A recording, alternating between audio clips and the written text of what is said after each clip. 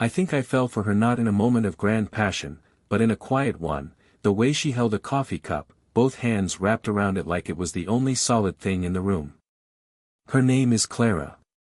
And that night, the night everything started, the air in her bookshop was thick with the scent of old paper and the rain that had just begun to fall outside. I was supposed to be reshelving the philosophy section, a task I'd been putting off for weeks. But I was watching her. I always seemed to be watching her. She was mid-40s, with lines at the corners of her eyes that appeared not when she smiled, but when she was thinking, her gaze turned inward. She moved with a grace that wasn't practiced, but earned, a quiet confidence that made the space around her feel still. "You're staring, Leo." Her voice was low, not quite a scold, but not a question either. She didn't look up from the inventory ledger. "The philosophy section is philosophical tonight," I said, the words feeling clumsy. I was 26. I still tripped over my own sentences around her. A faint smile touched her lips. "Is it now?" It wasn't a question. That was the thing about Clara, she lived in the spaces between the words. She closed the ledger and walked over, her presence shifting the air. She stopped beside me, not too close, but close enough that I could smell her perfume, something like sandalwood and vanilla, a scent that clung to the old sweaters she wore. She reached for a book I'd misplaced, her hand brushing against mine. It was just a touch, a fleeting contact of skin, but my whole arm went still. Her fingers were cool. She didn't pull away immediately. Instead, her gaze lifted from the book's spine to my face, and she held it there. The world narrowed to the dim light of the shop, the soft patter of rain, and the weight of her eyes on mine. It was an overly long eye contact, the kind that asks a question you're too afraid to answer. "This one goes in Eastern thought," she said softly, her voice barely a whisper. She placed the book in my hand, her fingers lingering for a heartbeat on mine, her thumb brushing a faint, unintended line across my knuckle. "Clara," I started, but I had no idea what to say next. "I can't stop thinking about you. I stand outside this shop after my shift ends, just because it feels closer to you." She watched me struggle, her head tilted. Her expression was unreadable, a mixture of curiosity and something sadder, something like regret. She was the one who got away from a life I don't think she ever talked about. I could feel it in her quiet moments, in the way she'd sometimes look at me like I was a ghost from a future she'd already decided against. The bell above the shop door jingled, sharp and intrusive. We both flinched, the spell shattered. She took a quick step back, smoothing her sweater, her gaze suddenly everywhere but on me. A couple stumbled in, laughing and shaking rain from their coats, bringing the noisy, wet world with them. Clara turned towards them, her professional mask slipping seamlessly into place. But just before she did, she glanced back at me. It was a look full of unspoken words, a silent acknowledgement of the moment we'd just lost. And in that single, charged look, I saw everything we weren't saying hanging in the air between us, as tangible as the books on the shelves. The customers left, and the silence they left behind was different. It was charged, heavy with what had almost been said. I busied myself with the books, my pulse still a frantic drum against my ribs. "They're loud," I said, just to fill the space. Clara was leaning against the counter, arms crossed. "They're in love," she replied, her voice distant. "It makes people loud." She looked at me then, a direct, unguarded look. "Were you ever loud like that?" The question surprised me. She never asked about my past. Once. It didn't last. "They rarely do," she murmured, more to herself than to me. She looked down at her hands, at the simple silver band she still wore on her right hand, a relic from a marriage that had ended years ago. My husband, he was a quiet man. Until he wasn't. Then the silence was the loudest thing of all.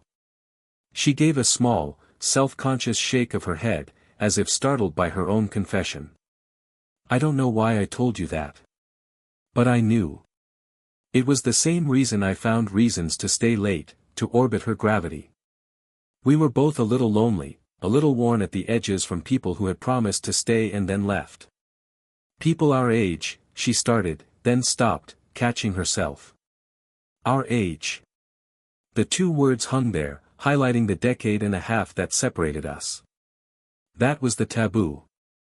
Not just the number, but the worlds it represented. She was supposed to be settled, past the messy, all-consuming beginnings. I was supposed to be chasing someone with less history, less quiet pain. What about people our age? I prompted gently, moving closer. She looked up, and I was close enough now to see the faint gold flecks in her green eyes, close enough to feel the warmth of her breath. They're supposed to know better, she whispered. My hand came up, almost of its own volition, and brushed a stray thread from the shoulder of her sweater. My fingers lingered there, feeling the delicate architecture of her collarbone beneath the wool. She didn't pull away. She held her breath, her eyes wide, watching me. Her hand came up and covered mine, not to remove it, but to press it more firmly against her. Her skin was cool, her grip surprisingly strong. The air left my lungs. We stood like that, frozen in the dim light, her hand on mine, my hand on her shoulder, a bridge of touch, of unspoken electricity.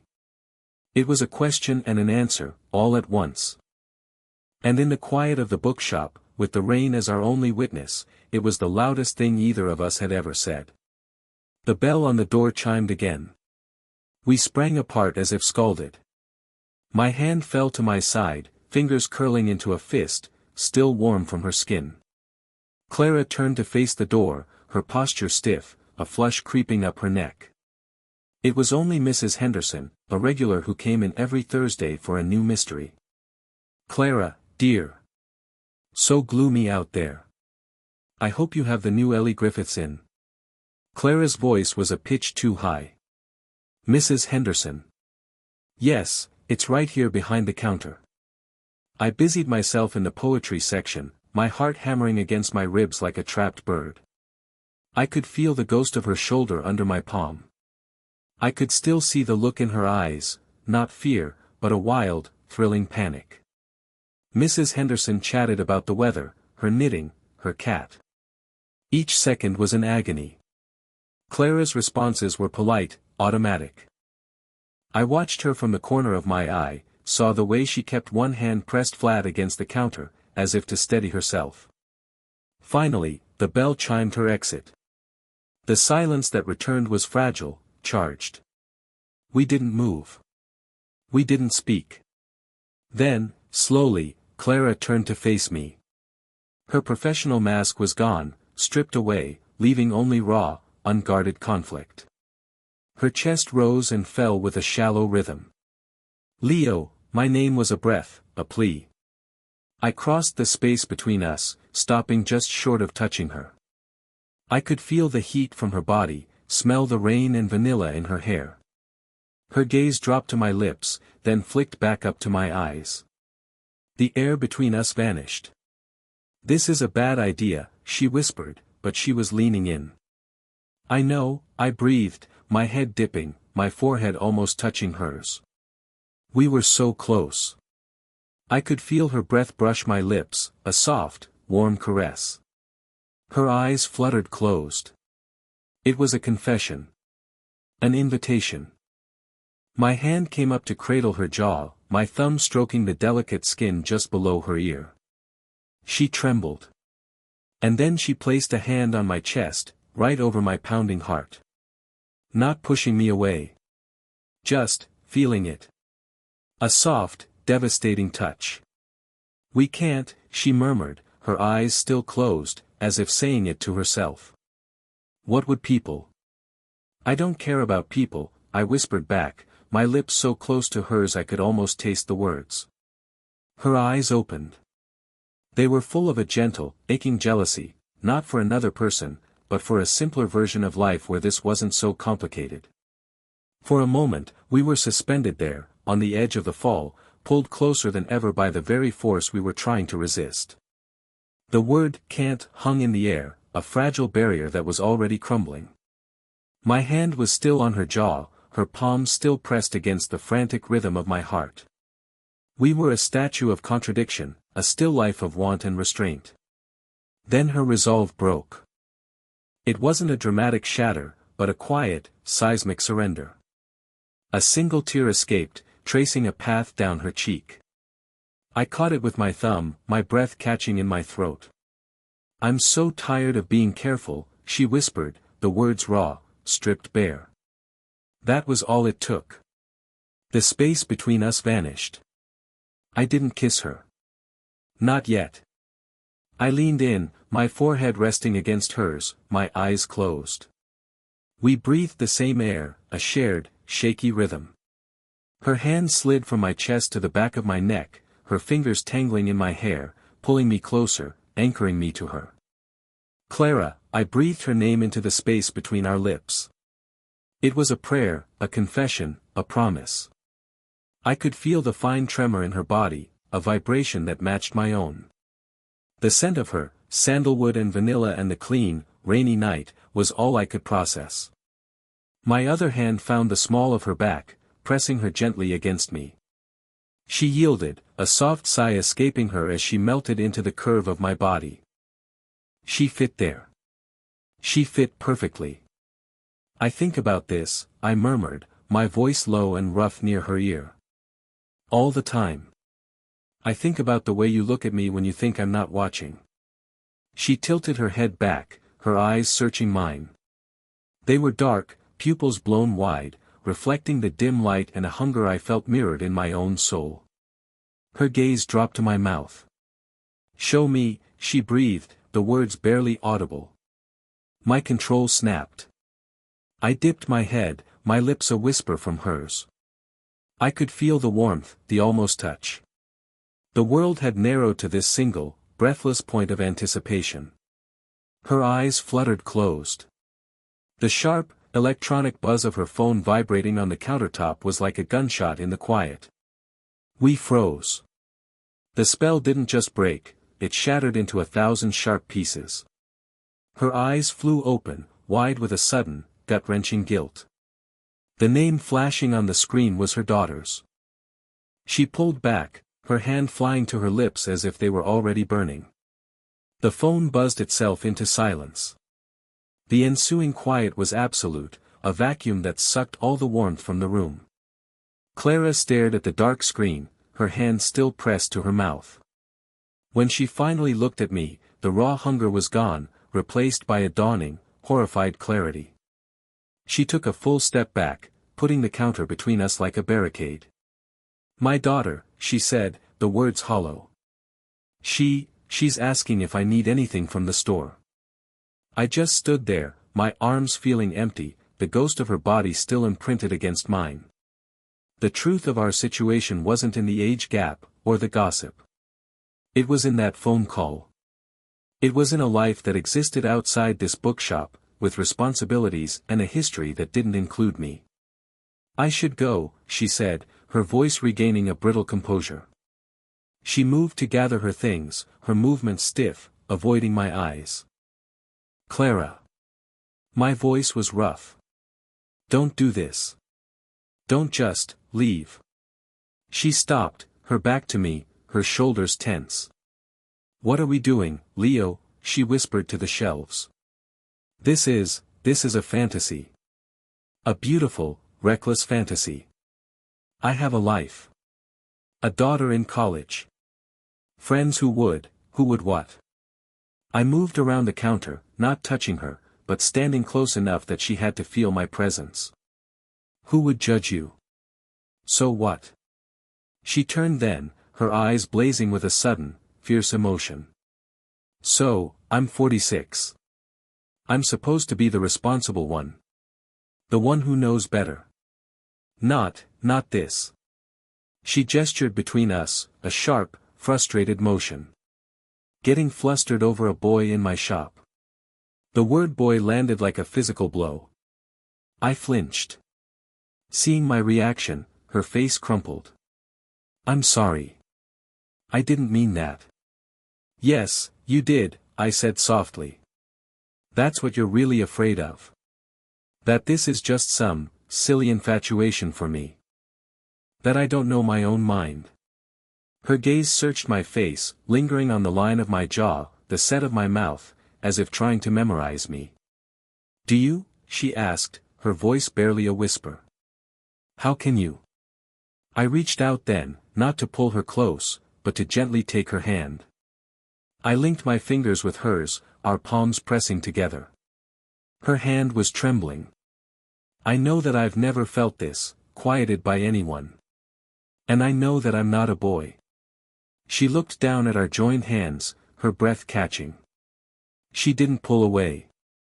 Her thumb brushed once, slowly, across my knuckles. It was a surrender. A confession. "Okay," she breathed, the word so quiet I almost missed it. She looked up, her decision made, her eyes full of fear and a terrifying resolve. "My place. Tomorrow night. 8 o'clock." She pulled her hand from mine, the loss of contact immediate and cold. Then she walked out, leaving me alone in the silent, fragrant shop, the air still crackling with the inevitable. Her apartment smelled like her, sandalwood, vanilla, and the faint, clean scent of linen. It was tidy, but lived in. A stack of books sat beside a worn armchair. A photo of her daughter, smiling in a graduation cap, was on the mantel. It was a whole life, and I was standing in the middle of it, feeling like I was both trespassing and finally coming home. She stood by the window, twisting the silver ring on her finger. "I almost called it off," she said, not turning around. "3 times today, I picked up the phone. Why didn't you?" She turned then. She'd changed out of her shop clothes into a simple, soft-looking sweater. She looked younger, and more vulnerable. "Because I'm tired of being a ghost in my own life." I crossed the room until I was standing right in front of her. The air between us was thick, charged with all the words we hadn't said, all the touches we'd held back. I didn't reach for her. Not yet. "I'm not a passing phase, Clara." Her eyes glistened. "It feels too big. Everything. The years. The looks we'll get." "Let them look," I whispered, my voice low. I lifted my hand, slowly, giving her every chance to pull away, and brushed a stray strand of hair from her forehead. My fingers traced the line of her temple, down to her jaw. Her eyes fluttered closed at the touch, a soft sigh escaping her lips. This was the choice. Right here. She leaned into my palm, her own hand coming up to cover mine, holding it there against her cheek. A single, warm tear slid onto my skin. When her eyes opened, the war in them was over. There was only a clear, devastating certainty. "Stay," she whispered. It wasn't a question. It was an answer. I bent my head, and this time, there was no phone, no interruption, no voice of reason. My lips met hers. It wasn't a frantic, desperate kiss. It was slow. A discovery. A conversation. Her mouth was soft and tasted of wine and salt. Her hands came up to frame my face, her touch achingly gentle, as if I were something precious. I felt her whole body soften against mine, a final surrender, her arms winding around my neck to pull me closer, to erase the last inch of space between us. When we finally broke apart, we were both breathless. Foreheads resting together, eyes closed, just breathing each other in. There were no more questions. The tension that had coiled between us for months had finally snapped, leaving in its wake a profound, quiet understanding. We saw each other, fully. The fear, the hope, the messy, complicated truth of it all. It was all there, in the quiet dark of her living room, finally out in the open. We didn't speak for a long time.